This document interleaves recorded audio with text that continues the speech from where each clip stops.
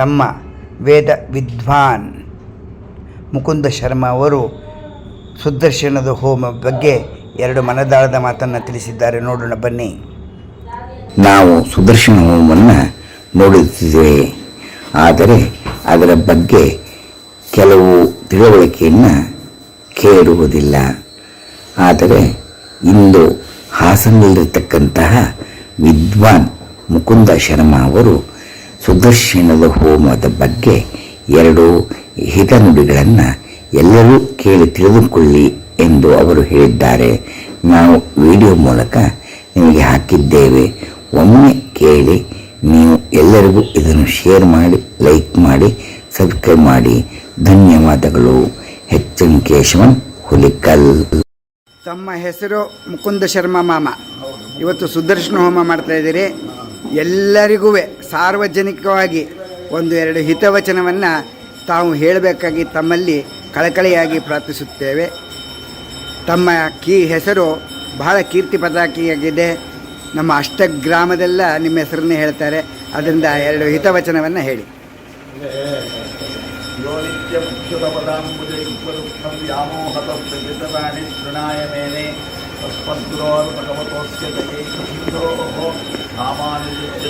ಶರಣಂ ಪ್ರಪದ್ಯೆ ಯೋಂ ತಪ್ರವಿಶ್ಯ ಮಮ ವಾಚಮಿಮಾಂ ಪ್ರಸುಪ್ತಾಂ ಸಂಜೀವಯತ್ಯಖಿಲ ಶಕ್ತಿಧರಸ್ವಧಾಮ್ನಾ ಅನ್ಯಾಂಶ್ಚ ಹಸ್ತಚರಣಶ್ರವಣತ್ವಗಾದಿ ಪ್ರಾಣಾನ್ ನಮೋ ಭಗವತೆ ಪುರುಷಾಯ ತುಭ್ಯಂ. ಅಸ್ಮದ್ಗುರುಭ್ಯೋ ನಮಃ, ಅಸ್ಮತ್ಪರಮಗುರುಭ್ಯೋ ನಮಃ, ಅಸ್ಮತ್ಸರ್ವಗುರುಭ್ಯೋ ನಮಃ. ಶ್ರೀಮತೆ ಕೃತುನಾಥ ಮಹಾದೇಶಿಕಾಯ ನಮಃ, ಶ್ರೀಮತೆ ನಿಗಮಾಂತ ಮಹಾದೇಶಿಕಾಯ ನಮಃ.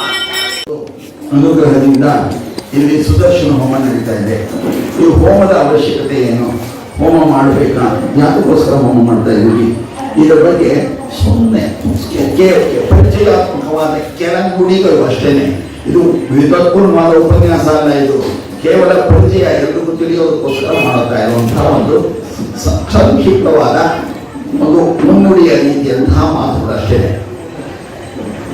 ಯಜ ದೇವ ಪೂಜಾಯಾಮ್ ಸಂಗತೀಕರಣೆ, ಯಜುಧಾತು ಯಜ್ಞ ಅನ್ನುವಂಥ ಶಬ್ದ ದೇವ ಪೂಜೆ ಸಂಗತೀಕರಣ ಅನ್ನುವ ಅರ್ಥದಲ್ಲಿ ಸಂಸ್ಕೃತದಲ್ಲಿ ಉಪಯೋಗಿಸುತ್ತೆ. ಯಜ್ಞ ಯಜ್ಞ ಯಜ್ಞ ಅನ್ನೋ ಶಬ್ದ ಎಲ್ಲ ಕಡೆಗೂ ಬರುತ್ತೆ. ನಮ್ಮ ರಾಮಾಯಣ, ಮಹಾಭಾರತ ಎಲ್ಲ ಜಾಗದಲ್ಲೂ ಯಜ್ಞಗಳ ಬಗ್ಗೆ ಉಲ್ಲೇಖ ಇದೆ. ದಶರಥ ಮಹಾರಾಜ ರಾಮನನ್ನು ಪಡೆಯಬೇಕಾದರೆ ಪುತ್ರಕಾಮೇಷ್ಟಿ ಯಾಗ, ಯಜ್ಞ, ಅಶ್ವಮೇಧ ಯಜ್ಞ, ಯಾಗ, ಯಜ್ಞ, ಯಾಗ ಪರ್ಯಾಯ ಶಬ್ದಗಳು. ಏನು ಯಜ್ಞ ಯಜ್ಞ ಯಜ್ಞ ಅನ್ನೋ ಶಬ್ದ ಅವಾಗ ಉಪಯೋಗಿಸ್ತದಲ್ಲ. ನಾವು ಸಹ ಇವಾಗ ಮಾಡ್ತಾ ಇರೋದು ಸುದರ್ಶನ ಮಹಾಯಜ್ಞ. ಈ ಯಜು ಅನ್ನೋಂಥ ಶಬ್ದ ಇದೆಯಲ್ಲ, ನಾವು ಚತುರ್ವಿಧ ಪುರುಷಾರ್ಥಗಳನ್ನು ಒಪ್ಪಿದಂತಹ ನಮ್ಮ ಋಷಿಮುನಿಗಳು ಧರ್ಮ, ಅರ್ಥ, ಕಾಮ, ಮೋಕ್ಷ ಇವುಗಳು ಪ್ರತಿಯೊಬ್ಬರ ಜೀವನದ ಗುರಿಯಾಗಬೇಕು.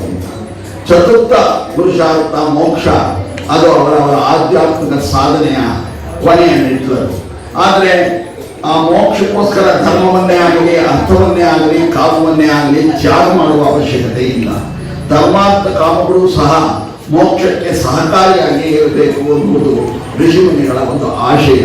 ಅದಕ್ಕೋಸ್ಕರ ಯಜ್ಞ ಎನ್ನುವ ಒಂದು ಇನ್ಸ್ಟ್ರೂಮೆಂಟ್ ಅಂದರೆ ನಮಗೆ ಉಪಕರಣವನ್ನು ಕೊಟ್ಟಿದ್ದಾರೆ.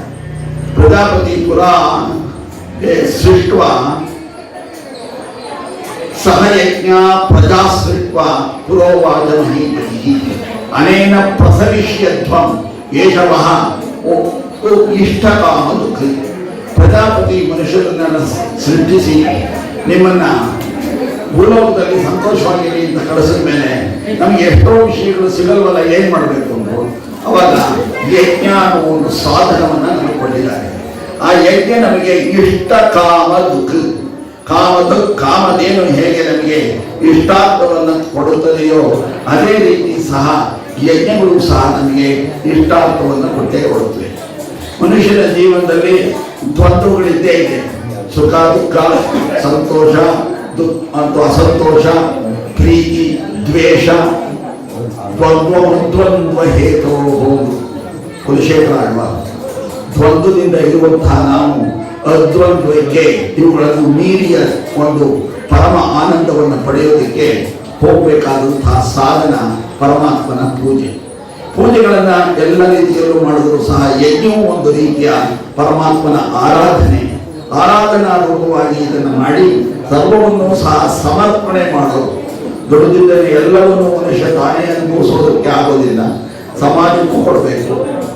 ಪಿತೃಗಳಿಗೆ, ದೇವತೆಗಳಿಗೆ ಎಲ್ಲರಿಗೂ ಸಮರ್ಪಿಸಿ, ನಾವು ದೇವತೆಗಳಿಗೆ ಸಮರ್ಪಿಸಿ ಉಳಿದ ಶೇಷವನ್ನ ಪರಮಾತ್ಮ ನನಗೆ ಕೊಟ್ಟಿದ್ದಾನೆ ಎನ್ನುವ ಭಾವನೆಯಿಂದ ಸ್ವೀಕರಿಸಬೇಕು.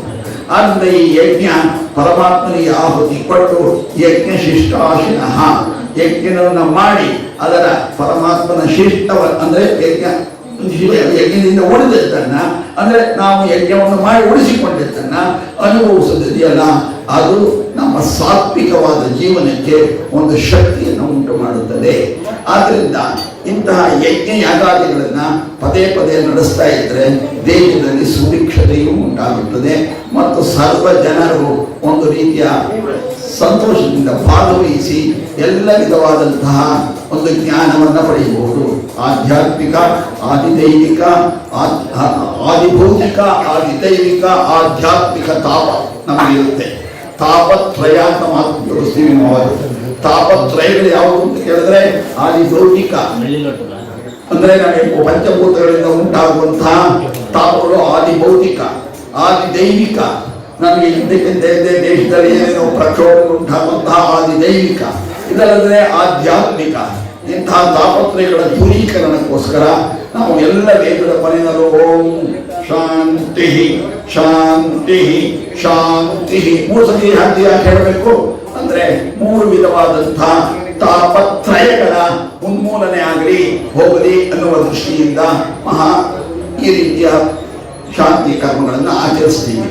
ಪದೇ ಪದೇ ಇಂತಹ ಶಾಂತಿ ಕರ್ಮಗಳ ಆಚರಣೆಯಿಂದ ನಮಗೆ ನಮ್ಮ ದೇಹದಲ್ಲಿ ತಿಳಿಯದೇ ಇರುವಂತಹ ಯಾವುದೋ ಕಾಯಿಲೆಯ ಬೀಜ ಇರಬಹುದು. ನಾವು ಆರೋಗ್ಯವಾಗಿ ಕಾಣಬಹುದು ಹೊರಗಡೆಗೆ, ಒಳಗಡೆ ಯಾವುದೋ ಕಣದಲ್ಲಿ ಬರ್ಬೋದು. ಆದರೆ ಇಂತಹ ಬೀಜ ರೂಪದಲ್ಲಿರುವಂತಹ ಎಷ್ಟೋ ವಿಧವಾದಂತಹ ಅನಿಷ್ಟಗಳ ನಿವಾರಣೆಗೆ ಪರಮಾತ್ಮನ ಉಪಾಸನೆ.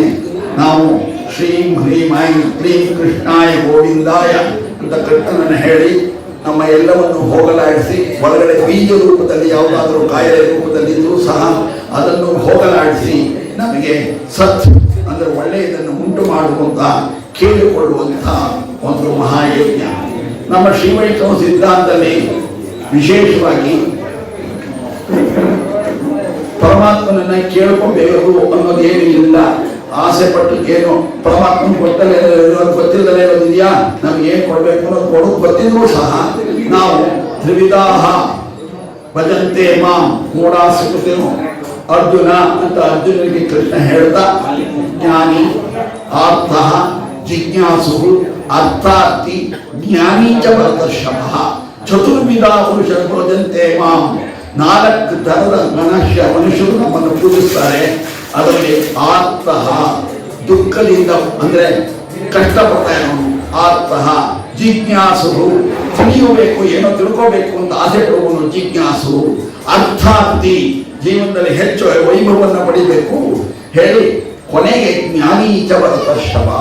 ಆರ್ತೋ ಜಿಜ್ಞಾಸು ಅರ್ಥಾರ್ಥಿ ಜ್ಞಾನಿ ಚ ಭರತರ್ಷಭ ಅಂತ ಚತುರ್ವಿಧ ಅರ್ಥ.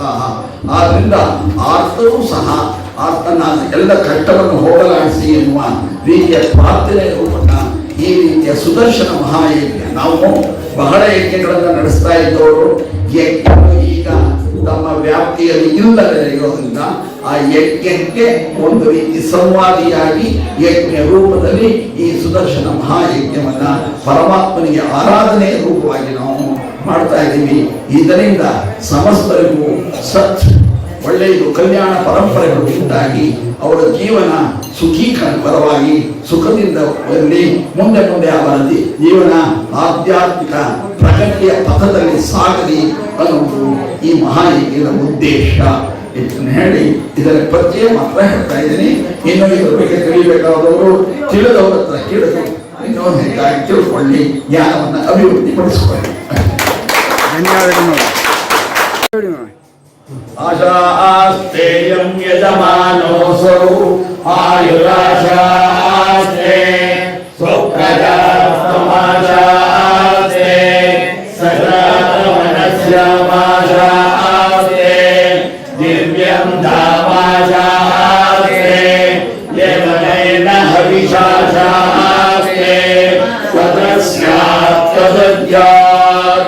तस्मै देवादासन्तां तदग्नै देवो देवेभ्यो वनते वयमग्नेर्मानुषाः